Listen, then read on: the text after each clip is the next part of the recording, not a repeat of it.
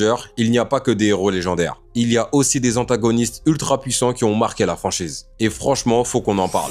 Oui, la famille, je vous ai entendu. Vous kiffez le concept des artefacts dans Power Rangers. Vous kiffez le un jour un Ranger. Et en commentaire, je vois que vous me demandez de faire des vidéos sur les antagonistes de la franchise. En vrai, la famille, vous êtes trop investis. Merci à vous. Donc là, c'est officiel. En plus de tous ces concepts, vous aurez des vidéos sur les antagonistes de Power Rangers. Et aujourd'hui, on commence avec celui qui, pour moi, est le numéro 1 de toute la franchise. Venjix, l'antagoniste principal de Power Rangers RPM. Dans RPM, Venjix c'est une menace redoutable. C'est pas un monstre, c'est pas un extraterrestre, c'est un virus informatique doué d'une conscience. Il a été créé par le Dr K, la mentor des Power Rangers RPM. Elle était prisonnière du complexe gouvernemental secret appelé Soupe Alphabet. Et son but au départ, il était simple. Utiliser ce virus pour pirater le système et s'échapper. Mais malheureusement, elle n'a pas eu le temps d'installer le pare-feu. Et Venjix est devenu plus dangereux. Le virus prend alors le contrôle du réseau informatique mondial, déclenche une apocalypse technologique et en seulement 3 ans, il détruit presque toute l'humanité avec son armée. Déjà là, quand tu commences une saison Power Ranger avec ça, tu sais déjà que l'ambiance va pas être la même que d'habitude. Les derniers survivants humains se réfugient dans la ville de Corinthe, protégés par un dôme. Et pendant toute la série, Venjix tente de détruire la ville en se créant différents corps robotiques pour affronter personnellement les Rangers RPM. Mais ce qui est vraiment intéressant, c'est sa relation avec le Dr K. Contrairement aux méchants classiques qui méprisent les humains, Venjix développe une sorte de respect tordu pour elle. Il la reconnaît comme son créateur et sait qu'elle est la seule humaine capable de rivaliser avec son intelligence. À la fin de la série, le Dr K et les Rangers parviennent à détruire son corps de combat. Mais les dernières minutes de cette série nous ont fait péter un câble. Dans la toute dernière scène, on voit une lumière rouge clignoter dans un morpheur. Venjix a réussi à se télécharger à l'intérieur juste avant d'être effacé. Et pendant longtemps,